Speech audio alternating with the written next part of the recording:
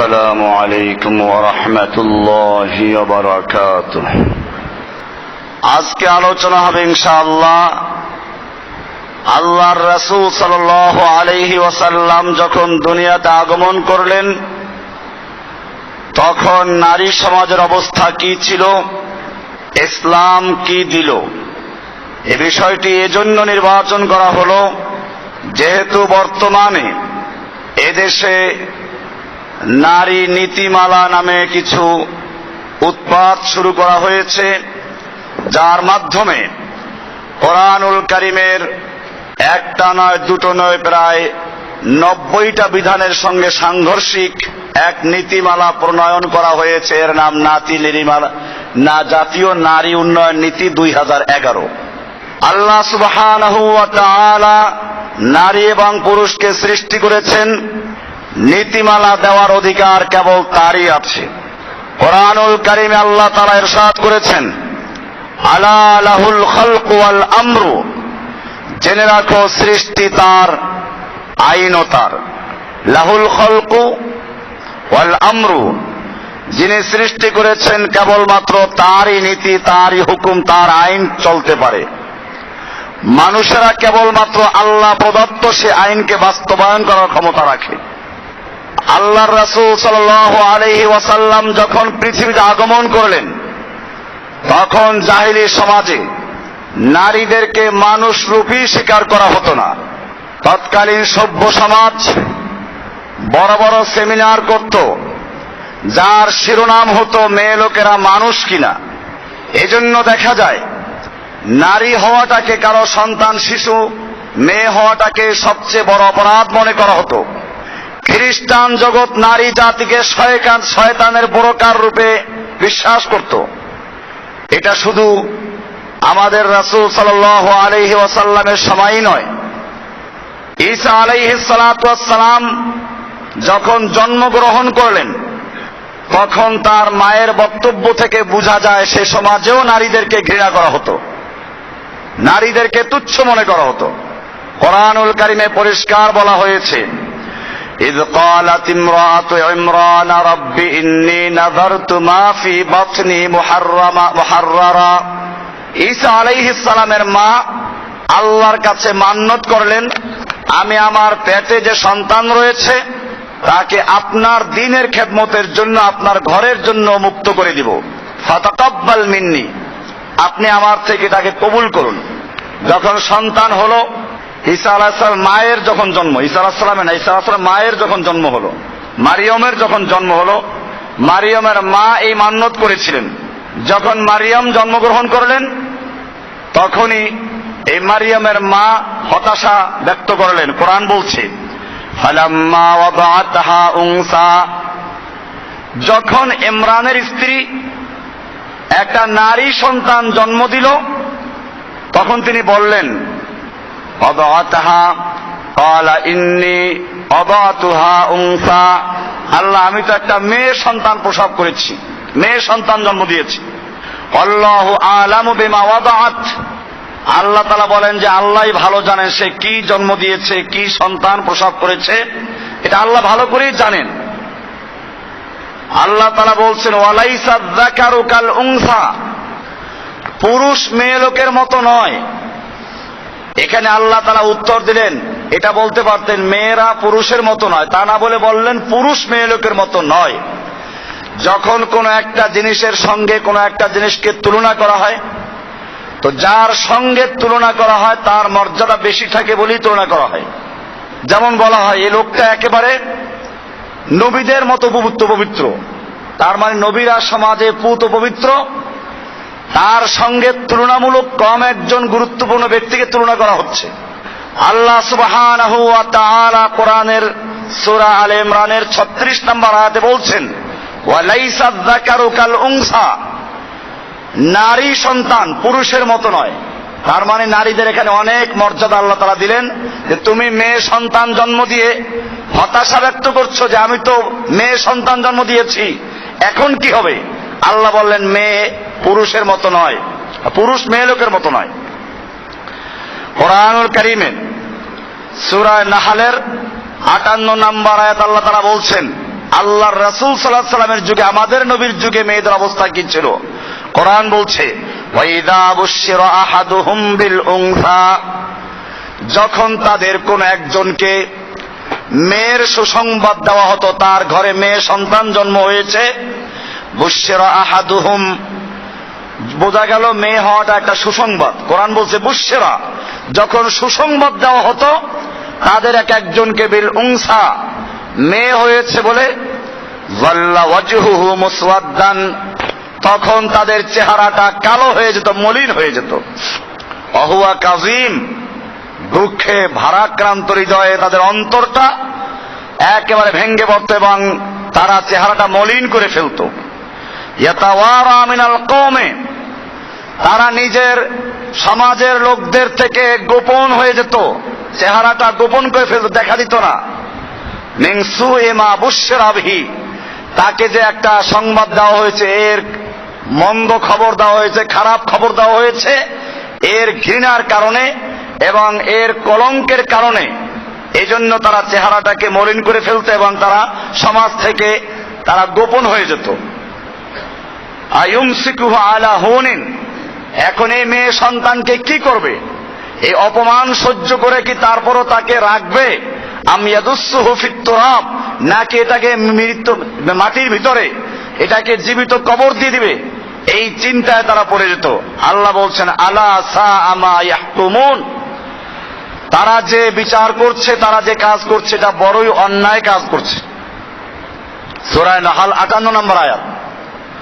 কোরআনুল কারীমে আল্লাহ সুবহানাহু ওয়া তাআলা এই জীবন্ত কবর দেওয়ার প্রতিবাদ করে বলেছেন, ওয়াইদাল মাউউদাতু সুইলাত বিআইয়ি যামমিন কুতিলাত, কিয়ামতের দিবসে আল্লাহ সুবহানাহু ওয়া তাআলা ওই সমস্ত শিশু নারীদেরকে জিজ্ঞেস করবেন যাদেরকে নিষ্পাপ শিশু অবস্থায় কবর দেওয়া হয়েছিল শুধুমাত্র এই অপরাধে যে তারা মেয়ে সন্তান।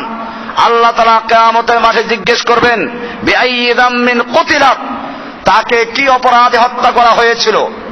এরকম ভাবে কোরআন কঠিন ভাবে প্রতিবাদ করেছে যারা মেয়েদেরকে তুচ্ছ করত, নারী সন্তান হওয়াকে যারা দুঃখজনক এবং ঘৃণার কাজ মনে করত।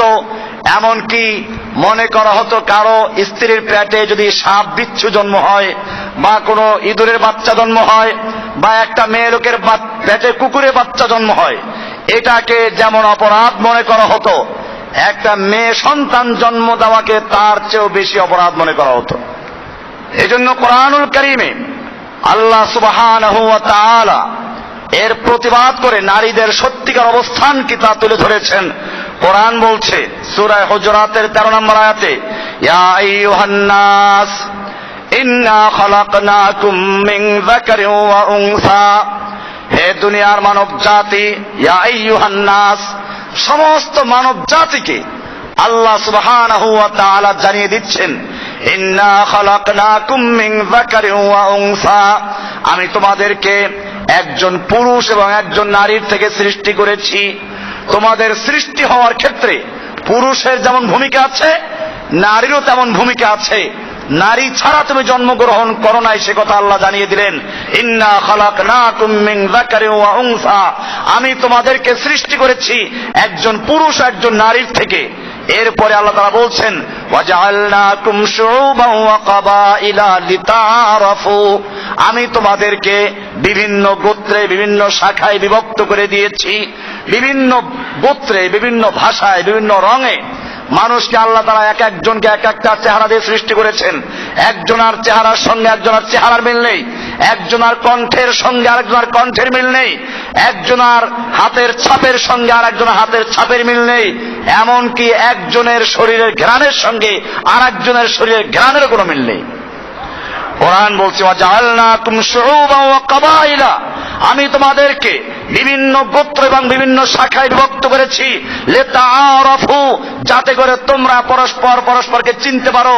এটা ইন্দোনেশিয়ার মানুষ, এটা ভারতের মানুষ, এটা বাংলাদেশের মানুষ, এটা মিশরের মানুষ। আমরা সৌদি আরবে হজ করতে যখন যাই তখন দেখলেই বলা যায়, আপনি কয়েক বছর থাকেন, আপনাকে বলতে হবে লোকটা কোন দেশের।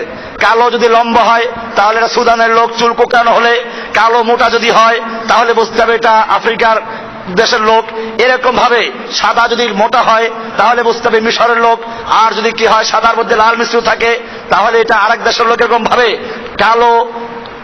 এরপর একটা সাইজ আছে বাংলাদেশে, ইন্ডিয়া, পাকিস্তান চেনার জন্য, পাকিস্তানি একরকম।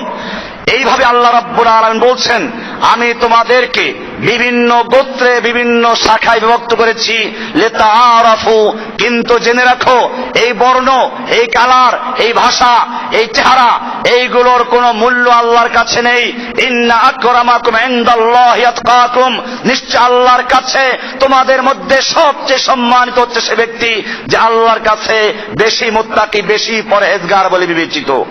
ইন্নাল্লাহ আলিমুন খাবীর, আল্লাহ তাআলা তোমাদের সবকিছু জানেন এবং সবকিছু খবর রাখেন। সূরা হুজুরাতের 13 নম্বর আয়াত।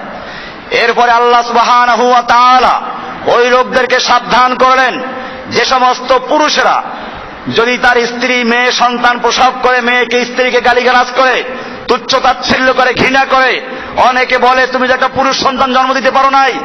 আল্লাহ সুবহানাহু ওয়া তাআলা বলছেন কোরআনুল কারীমের সূরা শূরা এর 50 নম্বর আয়াতে পরিষ্কার করে দিয়েছেন মেয়ে সন্তান জন্ম দেওয়া তোমার অধিকার কোনো কাজ নয়, স্ত্রীর কোনো ক্ষমতা নাই।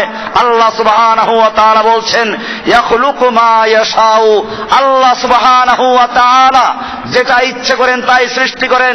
ইয়াহাবু লিমান ইয়াশাউ ইনাসা, আল্লাহ তাআলা যাকে ইচ্ছে করেন তাকে মেয়ে সন্তান দান করেন। ওয়া ইয়াহাবু লিমান ইয়াশাউ আয-যুকুর, আল্লাহ তাআলা যাকে ইচ্ছে করেন তাকে পুরুষ সন্তান দান করেন। আও ইউযাফফিজুহুম যুকরানা ওয়া ইনাসা, আবার আল্লাহ তাআলা কাউকে দুটোই দান করেন, জোড়া দান করেন, ছেলে এবং মেয়ে দুটোই দান করেন। ওয়া ইয়াজআলু মান ইয়াশাউ আকিমা, আর আল্লাহ তাআলা যাকে ইচ্ছে করেন তাকে সন্তান দান করেন না, নিঃসন্তান বানান। আকিমান ইন্নাহু আলিমুন কাদির, আল্লাহ তাআলা সবকিছু জানেন এবং সবকিছু পরিমাণ মতো সৃষ্টি করেন, সবকিছুর উপরে শক্তিশালী। এখানে সূরা শূরার 50 নম্বরে বলে দিলেন যে আল্লাহ তাআলা যাকে ইচ্ছা পুরুষ দান করেন, যাকে ইচ্ছা মেয়ে দান। এখানে মেয়ের কথা আগে আসছে। ইয়াহাবু লিমান ইয়াশাউ ইনাসা, আল্লাহ তাআলা যাকে ইচ্ছে করেন তাকে মেয়ে সন্তান দান করেন। ওয়া ইয়াহাবু লিমান ইয়াশাউ যুকুর, এর পরে বলছেন যে আল্লাহ তাআলা যাকে ইচ্ছে করেন তাকে মেয়ে দান করেন। এরপরে আবার বললেন অথবা পুরুষ মেয়ে দুটোই দান করেন, আবার কাউকে কোনোটাই দান করেন না। সমস্ত ক্ষমতা কার?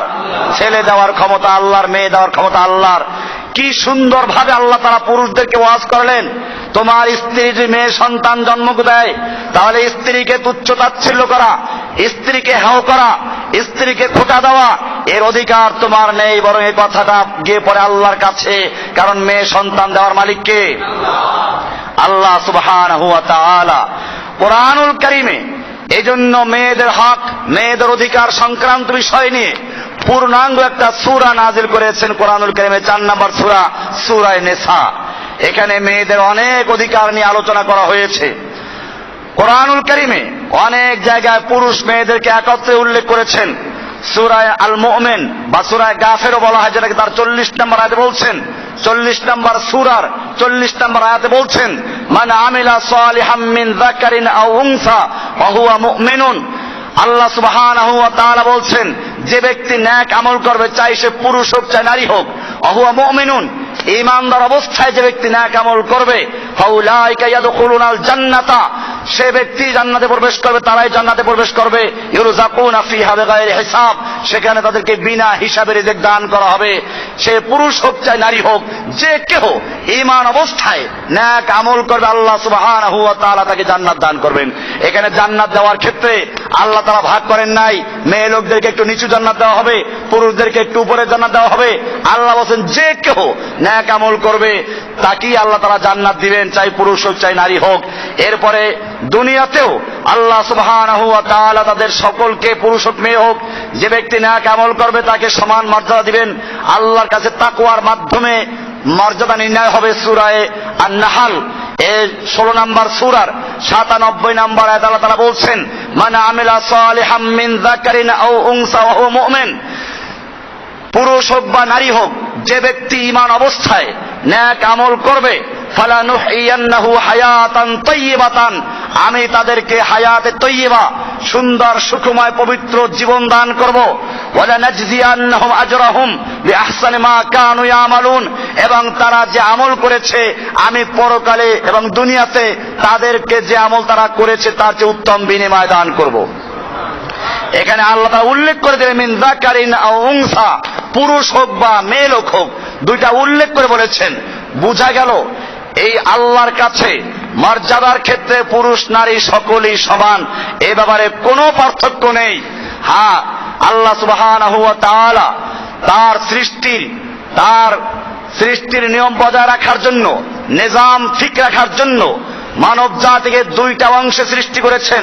শুধু মানব জাতিকে নয়, পশু পক্ষী গাছ গাছালি পর্যন্ত দুই ভাগে বিভক্ত। গাছের মধ্যে আপনি দেখবেন খেজুর গাছে এক প্রকার খেজুর গাছে খেজুর হয়, আর একটা শুধু ফুল হয়। এক প্রকার তাল গাছে খালি ফুল হয়, আর একটা তাল গাছে তাল হয়। এরকম ভাবে আল্লাহ সুবহানাহু ওয়া তাআলা গাছের মধ্যে, মাছের মধ্যে, পশু পক্ষীর মধ্যে, সব কিছুর মধ্যে দুইটা শ্রেণী রেখে দিয়েছেন এই মাখলুক তৈরি করার জন্য। এর জন্য তাদের কাঠামোগত সৃষ্টিগত ভাবে আল্লাহ তাআলা পার্থক্য করে দিয়েছেন। আপনি দেখবেন একটা পুরুষের গতি প্রকৃতি যেরকম, খাদ্য অভ্যাস, রুচি, পছন্দ, শখ ইত্যাদি মেয়ে লোকের থেকে আলাদা। মেয়ে লোকেরা তেঁতুল বেশি খেতে চায়, টক বেশি খেতে চায়, পুরুষদের এই রুচি নাই। মেয়ে লোকদের কাঠামো আপনি দেখবেন, তাদের রক্তচাপ, তাদের নাড়ি ভুঁড়ি, তাদের ব্লাড প্রেশার, তাদের হরমোন, তাদের জিন, এই সবগুলোর মধ্যে পুরুষের থেকে আলাদা রয়েছে। শরীরের কাঠামো আপনারা দেখবেন, বলদের ষাঁড় যেগুলো পশু, ষাঁড়ের একটা উঁচু কুঁজ হয় আর গাভীর কুঁজ হয় না। এরকম বাঘের দেখবেন সামনে মোচ আছে, বাঘিনী মেয়ে লোক বাঘ যেগুলো তার মোচ হয় না। সিংহের কিশোরী আছে, দেখবেন সিংহীর কিশোরী নাই। এরকম ভাবে রাওয়া মোরগ যেগুলো, সেগুলোর মাথায় একটা বড় কি আসে, মেয়ে স্ত্রী মোরগ এরকম আসে না। এরকম ভাবে আল্লাহ সুবহানাহু ওয়া তাআলা এই সৃষ্টির নিজামের জন্য পুরুষ এবং নারীদের মধ্যে দুইটা ভাগ সৃষ্টি করেছেন। গাধার মধ্যেও দেখবেন, গাধা যখন পানি পান করতে যায় তখন পুরুষ গাধারা মেয়ে গাধাদেরকে পাহারা দিয়ে নিয়ে যায়। কারণ আল্লাহ সুবহানাহু ওয়া তাআলা পুরুষগুলোকে সৃষ্টি করেছেন এক দায়িত্ব দিয়ে, আর নারীদেরকে সৃষ্টি করেন আর এক দায়িত্ব দিয়ে। দায়িত্ব আর অধিকারকে যারা বুঝতে পারে না, এরাই কেবল পেশ লাগায়। আল্লাহর বিধানকে যারা বুঝতে পারে না, যাদেরকে আল্লাহ তাআলা কোরআন দিয়েছিলেন বুঝার জন্য বুঝে নাই, আল্লাহ তাআলা এই লোকগুলো বলেছেন কাল আনআম, পশুর মতো। উলাইকা কাল আনআম, পশুর মতো, কারণ তারা আল্লাহর নিজাম বুঝতে পারে নাই। আল্লাহ সুবহানাহু ওয়া তাআলা মানুষের মধ্যেও মেয়ে লোকদের শারীরিক গঠন তৈরি করেছেন একভাবে, পুরুষদেরকে তৈরি করেছেন আর একভাবে। মেয়ে লোকদের মুখে দাড়ি ওঠে না, পুরুষের মুখে দাড়ি ওঠে। মেয়ে লোকের মুখে মোচ ওঠে না, পুরুষের মুখে মোচ ওঠে। মেয়ে লোকের বুক উঠে, পুরুষের বুক উঠে না। এরকম ভাবে অনেক জায়গায় পার্থক্য রয়েছে। মেয়ে লোকের পেটের ভিতরে বাচ্চা রাখার ব্যবস্থা আছে, পুরুষের বাচ্চা রাখার ব্যবস্থা নাই। এখন যারা সব জায়গায় নারীদেরকে সমান করতে চাও, আমি তাদেরকে বলবো তোমাদের আগে বুকটাকে বড় করো, তার পেটের ভিতরে সন্তান রাখার জন্য রেহেম তৈরি করো। এরপরে একটা সন্তান 1 বছর তুমি নাও, আর এক সন্তান 1 বছর স্ত্রীকে নিতে বলো। এরকম ভাবে নারীদেরকে সমান করার চেষ্টা করছে। কোন কোন জায়গায় সমান তালাশ করো, বাতি দিয়ে তালাশ করো, তারপর সমান করার চেষ্টা করো। কিয়ামত পর্যন্ত আল্লাহর সৃষ্টিকে তোমাদের পক্ষে সম্ভব নয় সমান করা, ঠিক কিনা? আল্লাহ তাআলা নারীদেরকে সৃষ্টি করে আলাদা ভাবে। নারীদের, আমি বললাম, নারীদের মুখে মোচ ওঠে, দাড়ি ওঠে, উঠাও পারলে কিয়ামত পর্যন্ত তোমার উঠানো সম্ভব না। এই জন্য মনে রাখতে হবে, তোমার এখন বলতে গেলে অনেক লজ্জাকর বিষয় আছে। ওই যে একটা পুরুষ একটা নারী আটকা পড়েছে একটা ঘরের মধ্যে, পেশাব চেপে গেছে, পেশাব চেপেছে। কেমনে পেশাব করবে? জানালা ছিল। পুরুষটা বললো মেয়ে লোকটাকে তুমি একটু বসো, আমি তোমার কাঁধে চড়ে পেশাব করি। পুরুষটা পেশাব করলো, বাইরে চলে গেছে। এরপরে মেয়ে লোকটা বলে এবার তুমি বসো, তোমার কাঁধে চড়ে আমি পেশাব করি। পুরুষটা যখন বসলো, মেয়ে লোকটা তার কাঁধে চড়ে পেশাব করা শুরু করলো। দেখে তার মাথা থেকে পা পর্যন্ত সব ভিজে গেছে। আমার ভাইয়েরা, লজ্জা করা উচিত। আল্লাহর সৃষ্টিকে না বুঝে যারা সমান করতে চায়, এরা আল্লাহর হুকুমতকে, আল্লাহর নিজামকে বুঝতে পারে নাই। আল্লাহ সুবহানাহু ওয়া তাআলা পুরুষদেরকে সৃষ্টি করেছেন, পুরুষরা কঠিন কাজ করবে, মাথার ঘাম পায়ে ফেলে কাজ করবে, রাস্তায় কাজ করবে, সিমেন্টের কাজ করবে, ঢালাইয়ের কাজ করবে, ছাদের কাজ করবে, কৃষি কাজ করবে, জঙ্গলে কাঠুরিয়ার কাজ করবে, পাহাড় কাটার কাজ করবে, মাছ ধরবে। এই সবগুলো কাজ কাদের? পুরুষের।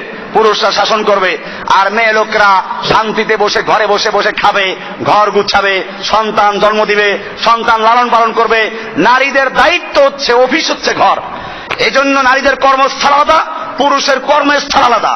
যারা নারীদের কর্মস্থল, নারীদের আজকে সমান করতে চায়, নারীদের মর্যাদার নামে যারা আজকে অধিকার দিতে চায়, নারীদেরকে অধিকার দিতে দিতে এখন রাজধানীর বুকে বড় বড় ছাদ ঢালাইয়ের জন্য পুরুষের জায়গায় ওই নারীদেরকে ল্যাংটা করে তারপরে ছাদ ঢালাই কাজ ব্যবহার করছে, ঠিক কিনা? কি অধিকার দিয়েছে? ছাদ ঢালাইয়ের কাজে লাগিয়েছে। অধিকার দিয়েছে রাস্তা নির্মাণ করার কাজে লাগিয়ে দিয়েছে। এই কাজ প্রথমে এই দেশে যেই লোকটা করেছে সেই লোকটার নাম হচ্ছে জিয়াউর রহমান, ঠিক কিনা? এই দেশের মানুষ মনে করে এই লোকটা অনেক ভালো কাজ করেছে। এই লোকটা ইসলামের যে ক্ষতি করে গেছে, এই দেশে কাদিয়ানীদেরকে প্রথম ওই ব্যক্তি স্থান দিয়েছে, ঠিক কিনা? পৃথিবীর বুকে যখন সারা বিশ্বে কাদিয়ানীদেরকে অমুসলিম ঘোষণা করা হচ্ছিল, তখন এই লোকটা বাংলাদেশে কাদিয়ানীদেরকে অফিস করার জন্য অনুমতি দিয়েছে। এই লোকটাই সর্বপ্রথম নারীদেরকে খাল কাটাবার জন্য নারীদেরকে রাস্তা নিয়েছে। এইরকম ভাবে এই লোকটাই প্রথম গান গাওয়া শুরু করলো, জীবন বাংলাদেশ আমার মরণ বাংলাদেশ, প্রথম বাংলাদেশ আমার শেষ বাংলাদেশ। এইরকম বোঝা গেল। আমি কোন নির্দিষ্ট কোন সরকারের বিরুদ্ধে কথা বলি না কোনো সময়, কারণ আমরা একটা নীতির পক্ষে কথা বলি। এই নীতির বিপক্ষে যারা আছে, আমরা মনে করি পায়খানার এপিডো পায়খানা, ওপিডো পায়খানা, গণতন্ত্র, সমাজতন্ত্র, রাজতন্ত্র, ধর্ম নিরপেক্ষ যত মতবাদ আছে, এই মতবাদের যারা বিশ্বাসী তারা সকলেই ইসলামের বিরুদ্ধে, ঠিক কিনা? এজন্য কোন আমাদের কাছে কোনো ব্যক্তি না, কোন দল না, আমরা কোরআনের পক্ষে কথা বলবো। কোরআনের যে নীতি, সেই নীতির পক্ষে কথা বলবো। এই নীতির পক্ষে যারা, তারা আমাদের ভাষায় মুসলিম। আর এই নীতির বিপক্ষে যারা, তারা সে যে দল করুক, যে পার্টি করুক, যা তো নাম সুন্দর হোক না কেন, সবগুলোই তারা আবু জাহেল আবু লাহাবের দল, ঠিক কিনা? আমার ভাইয়েরা, আজকে আমাদেরকে মনে রাখতে হবে, কোরআনুল কারীম মেয়ে লোকদেরকে সুন্দরভাবে উপস্থাপন করেছে। কোরআনে মা বলেছে মেয়ে লোকদের তিনটা, জীবনের তিনটা স্তর। প্রথম স্তর মেয়েরা, মেয়ে, একটা মেয়ে সন্তান। আল্লাহর রাসূল সাল্লাল্লাহু আলাইহি ওয়াসাল্লাম পরিষ্কার বলেছেন, যেই ব্যক্তি তিনটা মেয়ে জন্ম দিল আর ঠিক মতো লালন পালন করে তাদেরকে বিয়ের ব্যবস্থা করলো, আল্লাহ সুবহানাহু ওয়া তাআলা তাদেরকে সোজা জান্নাত দান করবেন। সাহাবী একজন বলে, আসলে দুইটা মেয়ে হয়, আল্লাহর রাসূল সাল্লাল্লাহু আলাইহি ওয়াসাল্লাম দুইটা মেয়ে যদি হয় তার জন্য এই সুসংবাদ। একজন বললো, ইয়া রাসূলুল্লাহ, যদি একটা মেয়ে হয়, বলে হ্যাঁ একটা মেয়ে হলে তার জন্য এই সুসংবাদ। যেখানে মেয়ে হওয়াটাকে অপরাধ মনে করা হতো, কলঙ্কজনক মনে করা হতো, আর সেইখানে আল্লাহর নবী সাল্লাল্লাহু আলাইহি ওয়াসাল্লাম সেই সমাজে দাঁড়িয়ে বললেন যে মেয়ে সন্তান যদি কেউ জন্ম দেয়, তাদেরকে লালন পালন করে, আমি তার জন্য জান্নাতের গ্যারান্টি দিচ্ছি। মেয়েদের এক জীবন, এরপরে দ্বিতীয় জীবন স্ত্রী। আল্লাহর রাসূল সাল্লাল্লাহু আলাইহি ওয়াসাল্লাম কোরআনুল কারীমে স্ত্রীদের সম্পর্কে স্পষ্ট আয়াত আছে। কোরআনে আল্লাহ সুবহানাহু ওয়া তাআলা বলে দিয়েছেন, বিয়ে করলে তাদের খরচ কেমনে চালাতে হবে, খরচ দিতে বলেছে, মোহর দিতে বলেছে। ফাআতুহুন্না উজুরাহুন্না, কোরআনের একটা দুটো আয়াত না, প্রায় 5-7টা আয়াত আছে সম্পর্কে। তোমরা যখন মেয়েদেরকে বিয়ে করো, তাদের বিয়ে করে তাদের মোহর দাও, মোহর দিতে হবে। আল্লাহ বলেন মোহর দিলে হালাল, মোহর না দিলে তোমার হালাল হবে না। অবশ্য বিয়ের সময় উল্লেখ করা বা সব দেওয়া জরুরি না, এটা মনে রাখবেন, দিতে হবে। কেউ যদি মোহর মাপ চেয়ে নেয়, এতে মাপ হবে না, বরং তাকে দিয়ে তারপরে যদি সে ফেরত দেয় সে ভিন্ন কথা।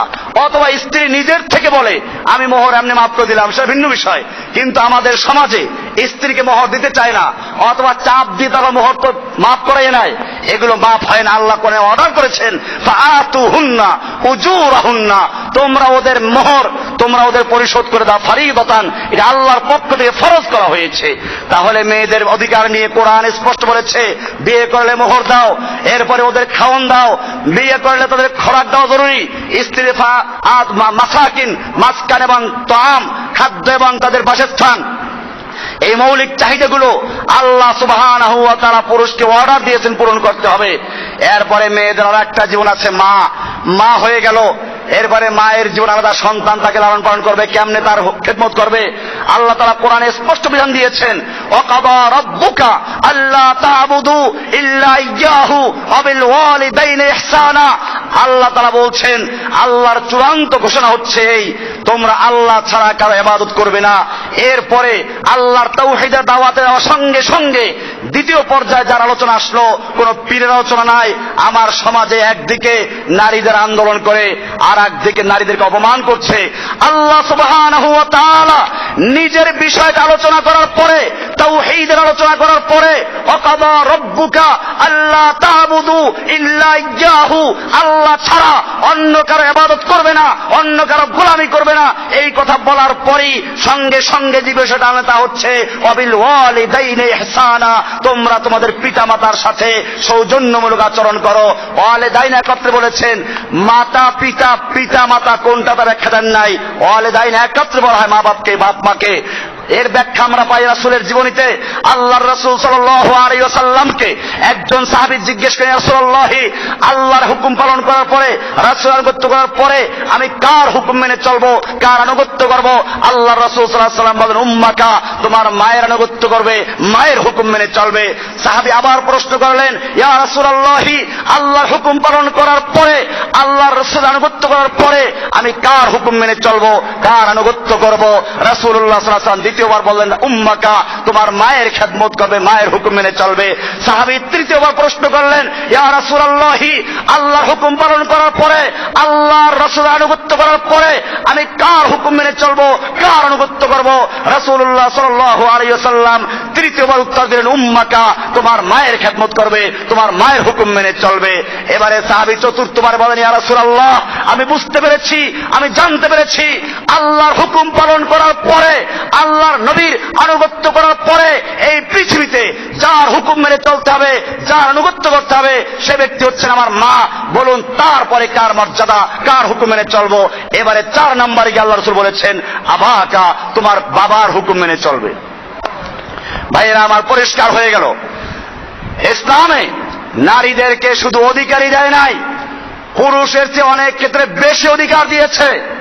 পুরুষরা মাথার ঘাম পায়ে ফেলে কাজ করবে, আর মেয়ে লোকেরা ঘরে বসে বসে আরামে থাকবে আর খাবে। পুরুষের দায়িত্ব হচ্ছে কামাই করা, মেয়ে লোকের দায়িত্ব কামাই করে না, বরং পুরুষের উপরে ফরজ হলো স্ত্রীর খোরপোষে ব্যবস্থা করা। এরকম ভাবে মেয়ে লোকের দেখলাম জীবনে 3টা স্তর, 3 স্তরে কোন স্তরে নিজের কোনো খরচ নাই। মেয়ে হলে বাবার হোটেলে খাবে, স্বামী স্ত্রী হলে স্বামীর হোটেলে খাবে, আর যদি তারপরে মা হয়ে যায়, বুড়া স্বামী থাকলে ভালো কথা, না থাকলে সন্তানদের হোটেলে খাবে। সন্তানদের জন্য বাধ্য করে দেওয়া হয়েছে। এইভাবে আল্লাহ সুবহানাহু ওয়া তাআলা আমাদের অধিকার দিয়েছে কোরআনে, ইসলামে। আজকে নারী অধিকার, নারী নীতি নিয়ে যারা আন্দোলন করছো, তারা ওই সমাজে গিয়ে বলো, ভারতে গিয়ে বলো, যে এখানে আজকে যদি একটা মেয়ের বিয়ে হয়ে যায়, তারপরে কালকে তার স্বামী মারা যায়, সারা জীবন তাকে বিধবা হয়ে থাকতে হবে, বিয়ে বসতে পারবে না, কোনো বিয়ে যেতে পারবে না, অনুষ্ঠানে যেতে পারবে না, অলক্ষী বলে তাকে আখ্যায়িত করা হবে, সাদা পোশাক পরিধান করতে হবে, তাকে কোনো ভালো কোনো অনুষ্ঠানে যাওয়ার কোনো অধিকার নেই, গেলে অনুষ্ঠান নষ্ট হয়ে যাবে, অলক্ষী হয়ে যাবে। ওই সমাজের তাকে তুচ্ছ করা হয়। ওই সমাজে গিয়ে তুমি নারী অধিকার প্রতিষ্ঠা করো, যেই সমাজে নারীদের স্বামী মারা গেলে পরে বিধবা স্ত্রী মাছ গোস্ত খেতে পারবে না, সারা জীবন নিরামিষ খেতে হবে। ওই সমাজে গিয়ে বলো, যেই সমাজের স্বামী মারা গেলে পরে স্ত্রীকে জান্নাতে যেতে হলে, স্বর্গে যেতে হলে স্বামীর চিতায় নিজের জীবন্ত দেহটাকে আগুনে পুড়িয়ে ফেলতে হয়, সেই সমাজে গিয়ে নারী অধিকারের কথা বলো। যেই সমাজে এখনো পেটের ভিতরে পরীক্ষা নিরীক্ষা করে জানা যায় মেয়ে সন্তান আছে, সেই জাহিলি যুগে জীবন্ত কবর দেওয়া হতো, আর বর্তমান যুগে ডাক্তারকে দিয়ে অপারেশন করে মেয়েদেরকে বের করে ডাস্টবিনে ফেলে দেওয়া হয়। সেই সমাজে গিয়ে নারীর নীতিমালা তৈরি করো। যেই সমাজে নারীদেরকে এখনো মানুষ রূপে গণ্য করা হয় না, ওই সমাজে গিয়ে অধিকারের কথা বলো। যেই সমাজে ইফতিজিং করে বিয়ের আগে মেয়েদেরকে নষ্ট করে এরপরে আর বিয়ে করে না, মেয়ের দায়িত্ব নিতে হবে, সেই জন্য বিয়ে করে না, সারা জীবন বন্ধু হিসেবে বান্ধবী হিসেবে তাদেরকে ব্যবহার করা হচ্ছে। এরপরে যখন তার সন্তান এসে যায় তখন হাহা করে। আমাদের সমাজটাকেও এই কুফফারদের বরদাস্ত হয় নাই। এই সমাজে কি সুন্দর বিয়ের মাধ্যমে মেয়ে লোকেরা স্বামীদের খেদমত করে, মা বাবার খেদমত করে। ওদের সমাজে স্বামী স্ত্রীর কোনো মূল্য নাই। স্বামী একটা মেয়ে লোককে নিয়ে ভিন্ন ক্লাবে আছে, তো স্ত্রী আর একটা পুরুষকে নিয়ে আর এক ক্লাবে আছে। এমনকি স্বামী ঘরে থাকা অবস্থায় স্ত্রী স্বামীকে বলে, তুমি একটু সরে যাও, আমার বয়ফ্রেন্ড আসবে। স্বামী বাধা প্রদান করলে পুলিশ ডাকে, পুলিশ এসে বলে, এই বেটা তোর কি হয়েছে, তোর স্ত্রী 5টা পুরুষ নিয়ে থাকবে। ও আমার ভাইয়েরা, আজকের আমাদের সমাজে সেই সমাজটা, যেই সমাজের স্বামীদেরকে আল্লাহর রাসূলের নির্দেশ মেনে, যে আল্লাহ তাআলা বলেছেন, আমি যদি আল্লাহর পরে কাউকে সিজদা করার জন্য অনুমোদন করতাম, তাহলে মেয়ে লোকদেরকে বলতাম তারা যেন তাদের স্বামীকে সিজদা করে। আমার সমাজ আল্লাহর নবীর সেই নির্দেশ মেনে স্বামীদেরকে মান্য করে, স্ত্রী স্বামীকে বাতাস করে, স্ত্রী স্বামীর গায়ের ঘাম মুছে দেয়, স্ত্রী স্বামীকে ভালোবাসে, আদর করে। আল্লাহ রাসূল সাল্লাল্লাহু আলাইহি ওয়াসাল্লাম বলেছেন, আদ-দুনিয়া কুল্লুহা মাতাউন ওয়া খায়রু মাতা'id দুনিয়া আল মারআতুস সালিহা। দুনিয়া সম্পদ নির্ভরশীল, আর দুনিয়ার সবচেয়ে ভালো সম্পদ হচ্ছে একটা ন্যাক স্ত্রী পাওয়া। ন্যাক স্ত্রী কথা বলেছেন, যখন স্বামী বাহির থেকে আসে তখন তাকে হাসি মুখে বরণ করে, তার গায়ে বাতাস করে, স্বামী চেহারা, স্ত্রীর চেহারা দেখে তার বাহিরের সমস্ত ক্লান্তিগুলো ভুলে যায়, দুঃখ কষ্ট ভুলে যায়, স্ত্রী হাসি পেয়ে সে আনন্দ পায়। কোরআন বলছে, হুন্না লিবাসুল লাকুম ওয়া আনতুম লিবাসুল লাহুন্না। আজকে সেই সমাজকে ভেঙে দিয়ে এখন স্বামীর কথা মানবো না, পুরের ঘরে থাকবো না, দেহ আমার, সিদ্ধান্ত আমার, এই সব স্লোগান শিখিয়ে এই সমাজটাকে ভেঙে দেওয়ার জন্য এরপরে এই সমাজে, ইসলামী সমাজে যেহেতু মা সন্তানকে দুধ পান করাবে, লালন পালন করবে, সেই ব্যবস্থা করা হয়েছে। এই ইহুদি খ্রিস্টানদের দালালেরা, নাস্তিক মুরতাদেরা এই সমাজটাকে ভেঙে দিতে চায়। কারণ ওদের দেশে যখন মা বাপ বুড়ো হয়ে যায় তখন তাদেরকে অকর্ম এবং তাদের কোনো সমাজে প্রয়োজন নাই, অপ্রয়োজনীয় ঘর কুটার মতো মনে করে তাদের জন্য সরকার আলাদা ঘর তৈরি করে রেখে বুড়া বুড়িকে সেইখানে পাঠিয়ে দেয়। সন্তানদের জীবনে যত আনন্দ ফুর্তি, কোন জায়গায় তাদের অংশগ্রহণ করার সুযোগ নাই, সন্তানদের পক্ষ থেকে কোনো খ্যাতমত নেওয়ার সুযোগ নেই, সব কিছু নিয়ে গেছে ওল্ড হোমে। আজকে বাংলাদেশেও এই ওল্ড হোম তৈরি হয়েছে। ও আমার ভাইয়েরা, আপনারা জানেন এই শেরে বাংলা নগরে আরো কোন কোন জায়গায় এই বুড়াদের পালার জন্য ঘর তৈরি হয়েছে। কারণ ওরা পরিকল্পনা করেছে এই সমাজেও বুড়া বুড়ি যারা তিলে তিলে একটা সন্তানকে গড়লো, আদর করলো, লালন পালন করলো, এই বুড়া বুড়ি যাতে সন্তানের খ্যাতমত পাইতে না পারে, এরপরে সন্তানদেরকে তুচ্ছ তাচ্ছিল্য করে, বুড়াদেরকে যেন, মা বাপকে যেন ঘৃণা করে, এই জন্য তাদেরকে বুড়া ঘরে পাঠিয়ে দাও আর তোমরা আনন্দ ফুর্তি করো। সেই ব্যবস্থা করার জন্যই মূলত এই ব্যবস্থা করা হয়েছে। আমার ভাইয়েরা, আজকে মনে রাখতে হবে, আমাদের সমাজে ইসলাম নারীদেরকে যেই মর্যাদা দিয়েছে সেই মর্যাদা যদি বাস্তবায়ন করা হতো তাহলে এই সমাজে নারীদেরকে প্রতিদিন পত্রিকার পাতা খুললে দেখা যায় কেউ যৌতুকের বলি হয়েছে, কেউ ইফটিজিং এর শিকার হয়েছে, কেউ ধর্ষণের শিকার হয়েছে, পালাক্রমে ধর্ষণ করছে। আজকেও আছে একটা জুয়ারি, আজকে আমাদের পত্রিকা দেখলাম, এইমাত্র দেখে আসলাম, লেখছে একটা জুয়ারি জুয়া খেলায় হেরে গেছে, এরপরে জুয়া টাকা পয়সা নাই, শেষ পর্যন্ত জুয়ারিদের হাতে নিজের স্ত্রীকে ছেড়ে দিয়েছে। 3টা পুরুষ ওই স্ত্রীকে রাতভর ধর্ষণ করেছে, স্ত্রী সকালবেলা গিয়ে মামলা করেছে ওই স্বামীর বিরুদ্ধে আর ওই সাঁতার পাটনারদের বিরুদ্ধে। আজকে ইসলামী হুকুমত থাকলে এই ধর্ষকদেরকে, এই জুয়ারিকে এবং তাকে যারা ধর্ষণ করলো, যেহেতু বিবাহিত, এদেরকে জনসমক্ষে এনে চতুর্দিকে পাথর ছুঁড়ে ওদের রক্ত মাংস হাড্ডিগুলো বাতাসে উড়িয়ে দেওয়া হতো, ঠিক কিনা? আজকে সে আইন থাকলে নারীদেরকে কেউ এরকম তুচ্ছ করতে পারতো? জুয়ায় খেলা হেরে গেছে, স্ত্রীকে দিয়ে দিল জুয়ারিদের কাছে। কি এক জাহিলি, কি বর্বর সমাজ! এই জন্য কোরআন বলেছে, যদি কোনো ব্যক্তি অবিবাহিত অবস্থায় জেনা করে জনসমক্ষে আনো, এরপরে বাঁদরগুলোকে 100 দৌড়া মারো, আর যদি বিবাহিত হয় তাহলে বাঁদরগুলোকে গাছের সঙ্গে বাঁধো অথবা হাঁটু পর্যন্ত গাড়ো, এরপরে চতুর্দিক থেকে পাথর ছুঁড়ে ওর রক্ত মাংস হাড্ডিগুলো বাতাসে উড়িয়ে দাও। এই সময় আইন যদি কোরআনের আইন বাস্তবায়ন হতো, এই সমাজে দৈনিক পত্রিকা খুললে আর ধর্ষণ করা হতো? আপনারা পত্রিকা দেখেছেন, ভাই বোনকে নিয়ে যাচ্ছে, ভাইটাকে গাছের সঙ্গে বেঁধে তার সামনে বোনকে ধর্ষণ করা হচ্ছে। বাপ মেয়েকে নিয়ে যাচ্ছে, বাপকে গাছের সঙ্গে বেঁধে রেখে তার সামনে পালাক্রমে ধর্ষণ করা হচ্ছে। আল্লাহ তাআলা এই জন্য এই কঠিন বিচার দিয়েছেন, যাতে করে এই বান্দরামি, এই শয়তানি, এই পশুত্ব কোনো কাজ এই সমাজে থাকতে না পারে। আল্লাহর সেই আইনগুলোকে বাতিল করে নারী নীতিমালা করছে নারীর অধিকার রক্ষার জন্য। নারী নীতিমালা কি করতে চায়? আল্লাহ তাআলা সম্পদের ক্ষেত্রে কেন ঠকাইলেন? সম্পদের ক্ষেত্রে ঠকায় না, আমার বলার সময় নাই, পরিষ্কার দেখা যাবে। এখানে নারীরা 4 জায়গায় শুধু পুরুষের অর্ধেক পায়, 10 জায়গায় নারীরা পুরুষের সমান পায়, এরপরে প্রায় 12 জায়গায় নারীরা পুরুষের চেয়ে বেশি পায়, এরপরে অনেক ক্ষেত্র আছে যেখানে প্রায় 4 জায়গায় নারীরা সম্পদ পায়, পুরুষরা পায় না। এরকম কোরআনের বিধান আছে। আপনি একটা দেখে বুঝে গেলেন।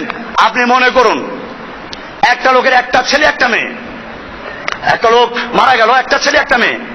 একটা ছেলে, ওই লোকটা 3 লাখ টাকা রেখে গেল, 3 লাখ টাকার থেকে ছেলেটা পাইল 3 ভাগের ডবল 2 লাখ, মেয়েটা পাইল 1 লক্ষ টাকা। এবারে ছেলেটা কি করলো?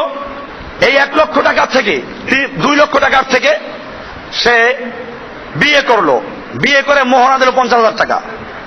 আর অপরদিকে মেয়েটা এক জায়গায় বিয়ে বসলো, সে পাইল 1 লাখ টাকা, বাবার থেকে পাইল 1 লাখ টাকা। বিয়ে বসলো, বিয়ে বসার পরে সে আর এক জায়গার থেকে মোহরা না পাইলে 50,000 টাকা, পুরুষের সমান হয়ে গেল।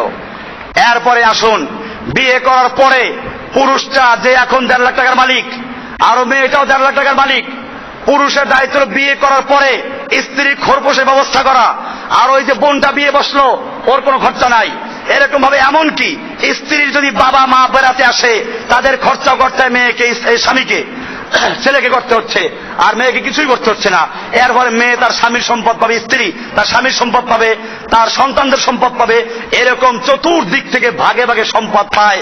যে কারণে আল্লাহ সুবহানাহু ওয়া তাআলা যে আইন দিয়েছেন, সে আইন অনেক গুরুত্বপূর্ণ আইন। এই আইনগুলোকে যারা না বুঝে, এজন্য আমি প্রায় বলে থাকি যে আল্লাহ তাআলা যেমন চক্ষু দিয়েছেন দেখার জন্য, চোখ থাকলেই দেখে না, বরং চোখ দিয়ে দেখতে হলে চোখের সামনে আলোর প্রয়োজন।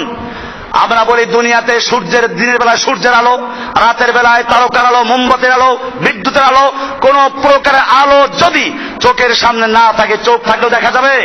ঠিক তেমনি ভাবে আল্লাহ সুবহানাহু ওয়া তাআলা মানুষকে আকল দিয়েছেন, বিবেক দিয়েছেন, জ্ঞান দিয়েছেন, বুদ্ধি দিয়েছেন আল্লাহকে চেনার জন্য, আল্লাহর বিধানকে জানার জন্য। কিন্তু জ্ঞান বিজ্ঞান থাকলেই চলবে না। ওই জ্ঞান বিজ্ঞানের সামনে যতক্ষণ পর্যন্ত কোরআনের আলো না আসবে, ততক্ষণ পর্যন্ত তার জ্ঞানের মধ্যে আর পশুর জ্ঞানে কোনো পার্থক্য নেই, ঠিক কিনা? কারণ এই জ্ঞান পশুরও আছে, যে এই জ্ঞান দিয়ে খালি খাওয়া দাওয়া ফুর্তি করো, এই জ্ঞান ছাগলেরও আছে। ছাগলও ঘাস দেখে দৌড় দেয়, কোন জায়গায় ভালো ঘাস পাওয়া যাবে, কোন জায়গায় মন্দ ঘাস আছে। গরু লাঠি দেখলে দৌড় দেয়, সেও বুঝে বাড়ি মারবে আমাকে, ভালো ঘাস দেখলে খাওয়ার জন্য দৌড় দেয়। একটা মৌমাছিও জানে কেমনে ঘর তৈরি করতে হবে। তুমি যে ইঞ্জিনিয়ার হয়েছো, ডাক্তার হয়েছো, ইঞ্জিনিয়ার তুমি মৌমাছির মতো ঘর তৈরি করতে পারবে না। মৌমাছির প্রত্যেকটা ঘর স্বচ্ছগুণ বিশিষ্ট, মৌমাছির প্রত্যেকটা মৌচাক এমন সুন্দর কেমিক্যাল দিয়ে তৈরি করা হয়, যেই কেমিক্যাল গাছের সঙ্গে ঝুলে থাকে, অথচ ছিঁড়ে পড়ে না। আর তোমার সিমেন্টের কারখানা তৈরি করেছো, এই সিমেন্টের ঘর তৈরি করে ঘর ভেঙে পড়ে যায়, ঠিক কিনা? বোঝা গেল তোমার মতো খাওয়া দাওয়া ফুর্তি করো। এইটার জন্য যে জ্ঞানের দরকার, এই জ্ঞানের নাম যদি জ্ঞান হতো, তাহলে এই জ্ঞান অনেক পশুর আছে, ছাগলের আছে, শিয়ালের আছে, কুকুরের আছে, বাদরের আছে, ইঁদুরের আছে, ঠিক কিনা? ইঁদুরও খাদ্য জমা করে, দেখবেন ধান কেটে নিয়ে গর্ত তৈরি করে কি সুন্দরভাবে খাবার সংগ্রহ করে, ঠিক কিনা? কাজেই বোঝা গেল এই জ্ঞানের নাম জ্ঞান নয়। আসল জ্ঞান হচ্ছে যে জ্ঞান দিয়ে আল্লাহকে চেনা যায়। আসল জ্ঞান হচ্ছে যেই জ্ঞান দিয়ে আল্লাহর বিধানকে চেনা যায়। আর সেই জ্ঞানের জন্য প্রয়োজন কোরআনের আলো সংগ্রহ করা। কি সংগ্রহ করা? আজকে মেয়েদেরকে বুঝায়, কেন একটা মেয়ে লোক 4টা বিয়ে করতে পারবে না, পুরুষ কেন 4টা বিয়ে করতে পারবে? মেয়ে লোক কেন? নিসায়ে, পুরুষরা মেয়ে লোকদের উপরে শাসন করবে, তারা ক্ষমতা, তারা নিয়ন্ত্রণ করবে। কি জন্য? বিমা ফাদ্দালাল্লাহু, আল্লাহ তাআলা তাদেরকে যে ফজিলত দান করেছেন মেয়ে লোকদের উপরে। কোরআন এখানে 2টা বিষয় উল্লেখ করেছে। একটা বিষয় আছে সৃষ্টিগত বিষয়, আল্লাহ তাআলা মেয়েদের উপরে পুরুষদেরকে সৃষ্টিগতভাবে আল্লাহ তাআলা বলছেন, আর রিজালু কাওয়ামুনা আলান নিসা বিমা ফাদ্দালাল্লাহু বা'দাহুম আলা বা'দিন। একটা হচ্ছে আল্লাহ তাআলা একজনকে আর একজন উপরে যে ফজিলত দান করেছেন, প্রাধান্য দিয়েছেন। আর একটা হচ্ছে অবিমা আনফাকু, দ্বিতীয় হচ্ছে পুরুষরা মেয়েদের উপরে খরচ বহন করে, খরপোশ দেয়। এক তো শরীরগতভাবে, কাঠামোগতভাবে, সৃষ্টিগতভাবে পুরুষরা নারীদের উপরে অগ্রাধিকার রাখে। আর দ্বিতীয়ত হচ্ছে খরচ করে তারা, সে কারণেই। এরপরে আল্লাহ সুবহানাহু ওয়া তাআলা এইভাবে পুরুষদেরকে নারীদের উপরে এভাবে বৈবাহিক অবস্থা কেন দিলেন সেটা বলছিলাম। একটা পুরুষ যদি 4টা মেয়ে লোক বিয়ে করে, সে 4টা মেয়ে লোকের কাছে যেতে পারবে, 4টা মেয়ে লোক ঘর সংসার করতে পারবে, কিন্তু 4জনকে সে খুশি করতে পারবে, এক এক রাত্রে এক একজনের কাছে থাকবে। আর যদি একটা মেয়ে লোক 4টা পুরুষকে বিয়ে করে, তাহলে পুরুষদের এক একজনের চাহিদা এক এক রকম, শেষ পর্যন্ত গন্ডগোল লাগবে। এজন্য আল্লাহ সুবহানাহু ওয়া তাআলা একটা পুরুষের জন্য 4টা নারীকে জায়েজ করে দিয়েছেন, কিন্তু একটা নারীর জন্য 4টা পুরুষকে জায়েজ করেন নাই। কারণ তুমি কোন পুরুষকে কোন ভাবে খুশি করবে? যদি একই দিনে যদি 4টা পুরুষ বলে যে আমাকে কি করতে হবে, একসাথে আজকে রাত্রে আমার চাহিদা পূরণ করতে হবে, শেষ পর্যন্ত পুরুষটি হয়ে যাওয়া সম্ভব, তার জন্য সম্ভব না এটা। এজন্য এখন তুমি একজন মহিলা একজন স্বামীকে খুশি করবে, আর একজনকে অসন্তুষ্ট করবে, এ হলে তো সমাজ ভেঙে যাবে।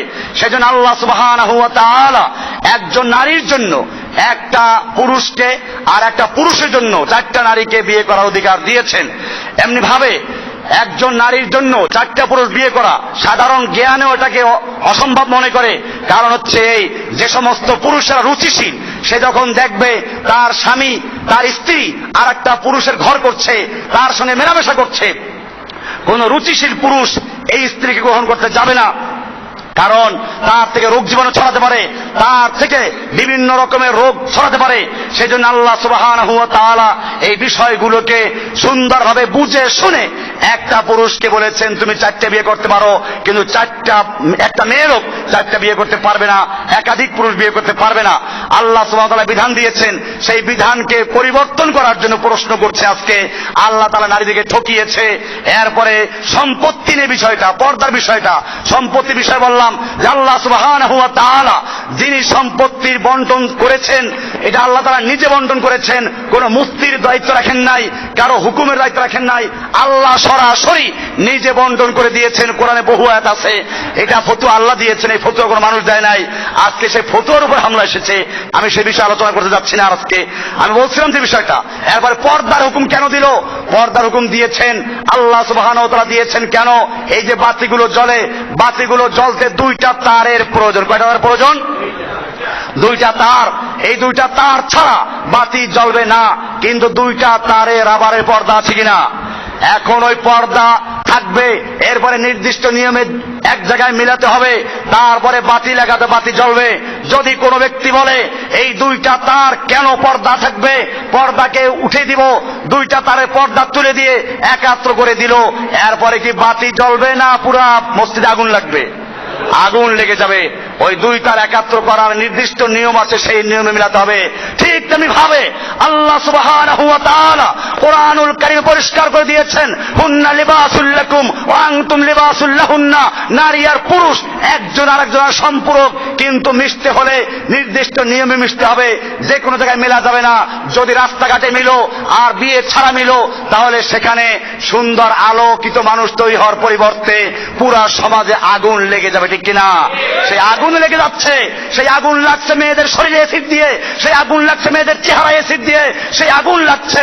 আজকেও পত্রিকা আছে, মেয়ে লোক তার একটা স্বামী তার স্ত্রী গায়ে কেরাসিন ঢেলে দিয়ে আগুন লাগিয়ে দিয়েছে। এই আগুন লেগে গেছে, এর কারণ হচ্ছে তোমরা আল্লাহর বিধানের সাথে বেয়াদবি করেছো, আল্লাহর বিধানকে পরিবর্তন করার চেষ্টা করেছো, আল্লাহর হুকুমকে পরিবর্তন করার চেষ্টা করেছো। এই জন্য আল্লাহ সুবহানাহু ওয়া তাআলা নারীদেরকে তৈরি করেছেন। নারীদের নীতিমালা তৈরি করার অধিকার রাখেন কে? যারা আল্লাহর বিধানকে বাদ দিয়ে নিজেরা নীতিমালা তৈরি করলো, আল্লাহর বিধানকে পরিবর্তন করলো, আল্লাহর বিধানকে বাতিল করে বিকল্প আইন তৈরি করলো, ও আমার জাতি, তারা ইবলিস হতে পারে, শয়তান হতে পারে, কুফফার হতে পারে, মুরতাদ হতে পারে, তারা মুসলিম হতে পারে না। ঠিক কিনা? এই জন্য মনে রাখতে হবে, আমাদের মুসলিমদেরকে ঐক্যবদ্ধ হতে হবে। কোরআনের বিধানকে যারা বাতিল করতে চায়, কোরআনের বিধানকে যারা পরিবর্তন করতে চায়, শুধুমাত্র একটা না, আমি ওলামায়ে কেরামদেরকে বলবো, জানি না আমার এই আওয়াজ ওলামায়ে কেরামদের কানে পৌঁছবে কিনা। আজকে তোমরা দেখলা নারীদের নীতিমালা তৈরি করে, নারীদের নীতিমালা কোরআনের নীতিমালার বিরুদ্ধে গেছে, এই জন্য আন্দোলন করছো। শুধু একটা নীতিমালা নিয়ে নয়, আমি বলবো কোরআনের যতগুলো বিধানকে এ পর্যন্ত পরিবর্তন করা হয়েছে, চোরের হাত কাটা বিধানকে পরিবর্তন করা হয়েছে, নারীদের জেনা বিচারের বিধানকে পরিবর্তন করা হয়েছে, নারীদের সম্পত্তির আইন পরিবর্তন করা হয়েছে, সুদের হুকুমকে পরিবর্তন করা হয়েছে, মূর্তির হুকুমকে পরিবর্তন করা হয়েছে, এরকম ভাবে জেনা বিচারের হুকুমকে পরিবর্তন করা হয়েছে। যত জায়গায় আল্লাহর হুকুমকে পরিবর্তন করেছে, সব পরিবর্তনগুলো বাতিল করে কোরআনের পূর্ণাঙ্গ বিধান কায়েম করার জন্য যদি প্রয়োজন হয় এই জমিনে আমাদের শরীরের, আমাদের দেহের রক্ত বিন্দু ঢেলে যাবে, তাহলে আমার জাতি রাজি আছেন ইনশাআল্লাহ। এই জাতির আন্দোলন করতে হবে, আংশিক নিয়ে নয়। শুধু নারী নীতিমালা আমাদের চাপে বাতিল করে দিল, এটাই যথেষ্ট নয়। আমরা চাই এ দেশ মুসলিমদের দেশ, এই শহর মসজিদের শহর, মুসলিমদের দেশে মুসলিমদের সংবিধান, আল্লাহর নাযিলকৃত কোরআন ছাড়া অন্য কোন বিধান চলতে পারে না, চলবে না। আমরা সেই কোরআনের বিধান কায়েম করার জন্য, কোরআনের হুকুমত কায়েম করার জন্য, কোরআনের পূর্ণাঙ্গ সমাজ কায়েম করার জন্য আমরা তৈরি আছি ইনশাআল্লাহ। এই জন্য আন্দোলন করা দরকার। শুধু নারী নীতিমালা নিয়ে না, নারী নীতিমালা বাতিল করলো, কি হইলো? তাতে করে লাভ হয়ে গেল? কোরআনের হুকুম একটা পরিবর্তন করে নাই। ইহুদি খ্রিস্টানরা বড় চালাক, ওরা এক এক সময় এক একটা উঠেই দেয়, ওইটা নিয়ে কয়েকদিন আন্দোলন করে, এরপরে ওরা গোপনে পাশ করে নিয়ে যায়। আমার জাতি, তোমাদেরকে মনে করতে হবে এটা শয়তানদের একটা চক্রান্ত। যুগে যুগে শয়তান এই কারবারি করেছে। আমরা বুঝতে হবে কোরআনের শুধুমাত্র একটা নীতিকে ওরা পরিবর্তন করে নাই, অনেক নীতিকে পরিবর্তন করেছে। কোরআনের নীতি যতগুলো পরিবর্তন করেছে সব নীতিগুলোকে বহাল করে, অন্য আইনকে বাতিল করে পূর্ণাঙ্গ মুসলিম হওয়ার জন্য আমাদেরকে আন্দোলন করতে হবে, ঠিক কিনা ইনশাআল্লাহ? আল্লাহ সুবহানাহু ওয়া তাআলা আমাদের সকলকে বিষয়গুলোকে বুঝার এবং আমল করার তৌফিক দান করুন, আমিন।